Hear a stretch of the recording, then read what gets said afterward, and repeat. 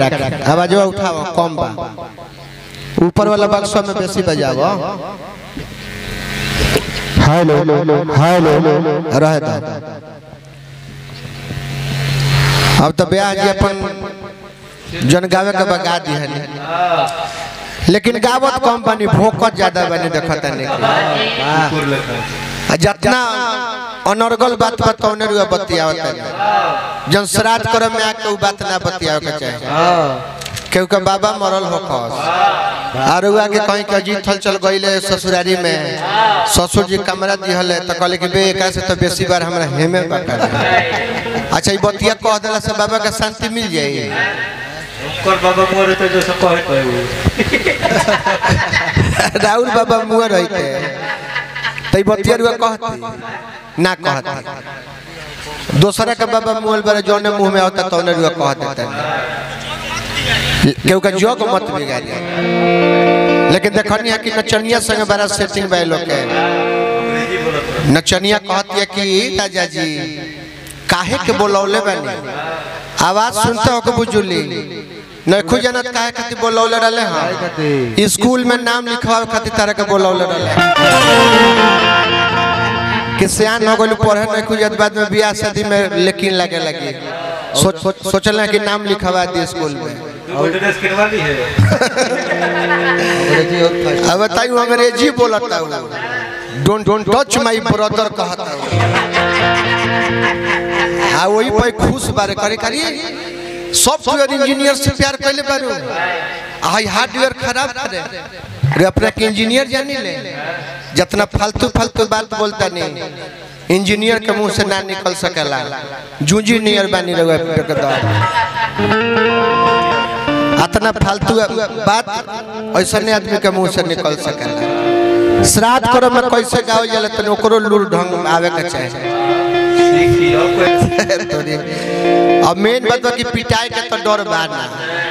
मन में तो ई बात बा कि केहू कुछ और कली लंगर जान के उनका छोड़िए देवे के बाबा ऐसे लापर गाड़िया बेचे ना तो कोई उपाय बा और बाउर बोलता नहीं तो हम केहू के श्राद्ध में के बाउर थोड़े बोलो एकरा बाद एक शब्द बाउर बोल दे अब अंत में देख ली सुखल की गोरवा दोनों टांग के अब ऐसा फैलब कि बिना बैसाखी के लगभग घूमे भी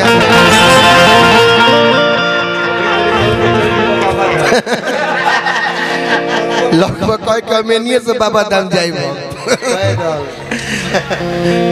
ढेर फालतू ना बोले। जादवपुर से चल के हमारा राधे श्याम भैया डॉक्टर साहब उपस्थित बानी तनी खड़ा हो जाए कब खाली आप पियरो से चल के हमारा सुधीर भैया खड़ा होके पैसा के फेर में नहीं पड़े हमारा सिंटू बाबू बहुत सुंदर ब्यास भी होंगे आ उनका नाल बादक हमारा शिव शंकर दोनों जने खड़ा हो जाओ ब्यास से कोई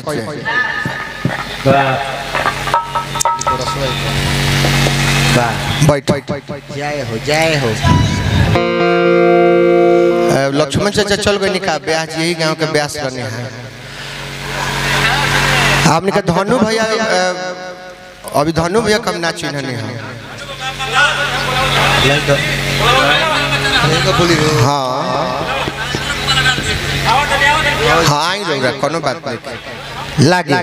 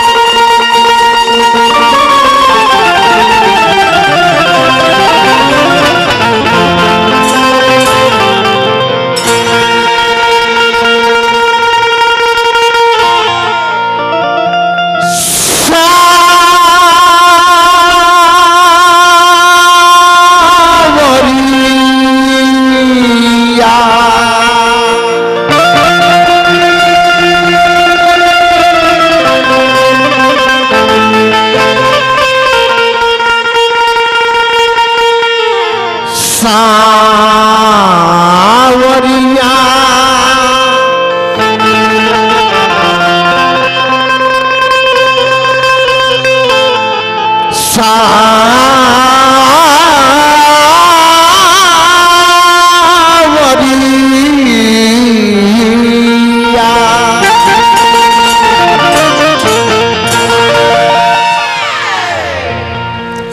स्वर्गीय हमके विदेशी बाबा एक घर के नए परिवार के छोड़ के चल गए बल्कि संसार के छोड़ के चल गए तो विदेशी बाबा को नया पर नहीं मर इहो के बाबा मुअल हो कब बाबूजी मरल हो कब आज हमनी के बाबा मरल बनी समय आई तो हमनियों के केहू के बाबा बन के मर जाए के बाद समय समय के बात है आई बत्ती बरत न रात के समय बा तो बरत तो अच्छा लगता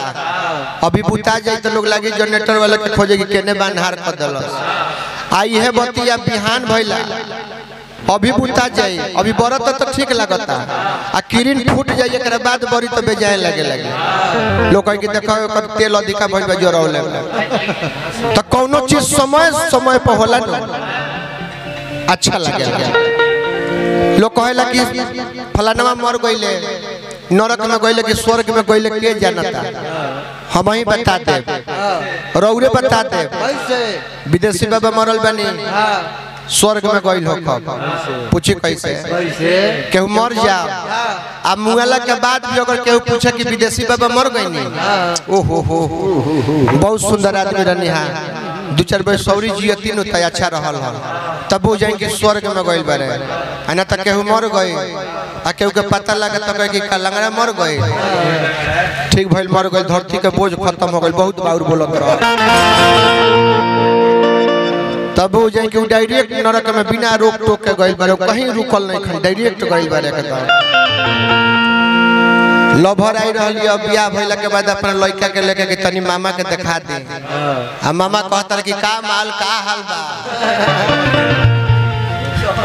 अरे भाई अधिकतर बात ये होला प्यार कइले रहनी हरुआ लगे आई रहे मिले के मतलब कि गांव नगर के होई तबे न वो लड़का लेके आई रहलिया जो खुद पूछनी कि हई लड़का तो कहतिया कि हमरे ह सोचनी कि तरह से मिलवा दी मामा से मिल लता आ मामा कहता कि का माल का हाल बा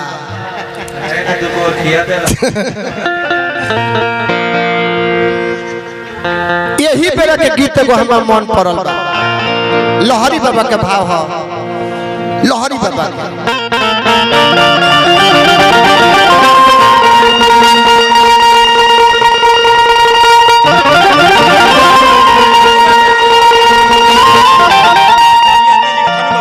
अच्छा बाबा के वहाँ के लड़का बानी हमारा विदेशी बाबा के सुपुत्र बानी हमारा धनु चौकीदार जी 200 हमरा के आ 200 अभियंता भैया के भेजले बानी अच्छा संगे रहे के दे देब कब मौका लगे तो कब मौका लगे तो दे देब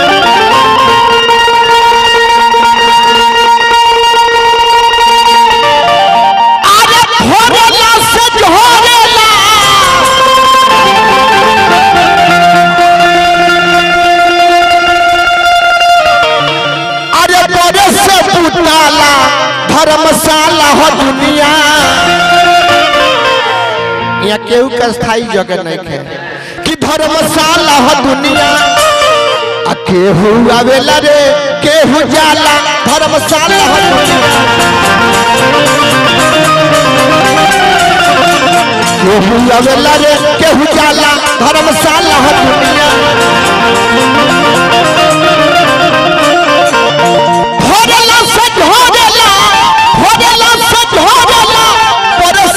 धर्मशाला हो दुनिया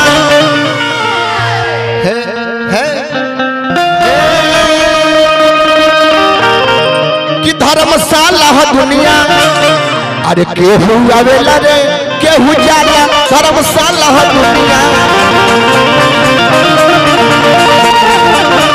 केहू आवेला रे केहू जाला धर्मशाला हो दुनिया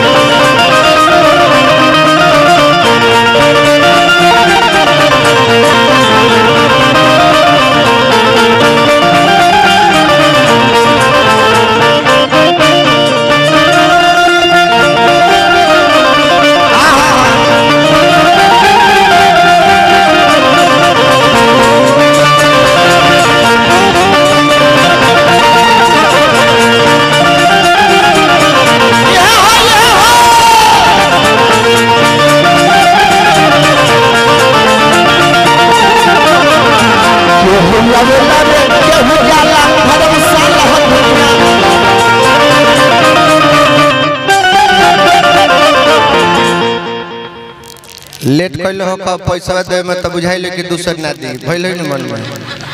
हमन कान्हा लंगर के दान क देब जा एक पैसा को ले ना सके लगे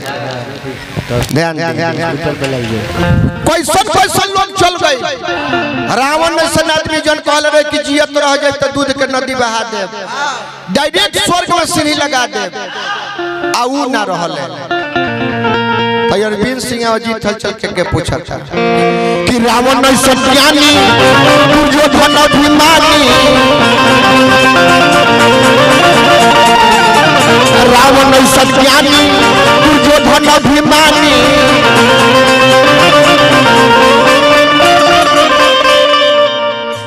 हे लइके तने अस्थिरो रहलो कब हम ते टेंशन बनी कि बहरी इतना बेचैन बेलो पेट में होके बोलो तो कितना बेचैन होके माई के उधर एकदम मैंने उन्हें खद थक बोलो रावण ने संज्ञानी दुर्योधन अभिमानी बाली और संसानी करण और संतानी बाली और संसानी करण और संतानी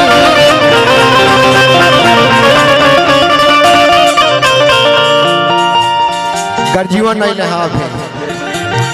गर्जीवन नहीं बारे डांटे खाती है इनकरे के केहू दू फट दे के मत ना हटा दे ए मिठू भाई आप देख ले के भाई यहां के इधर से गर्दनिया धक बारी कर दे आ गई पर होनिया नहीं